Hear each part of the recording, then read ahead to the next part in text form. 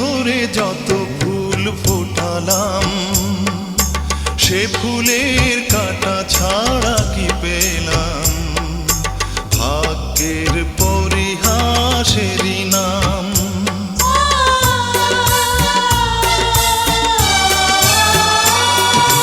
বুকে ধরে যত ফুল ফোটালাম, সে ফুলের কাঁটা ছাড়া কি পেলাম? ভাগ্যের পরিহাসেরই নাম। কেন নিয়তির কাছে বারে বারে হেরে যায় মানুষ এমন? আমার মতো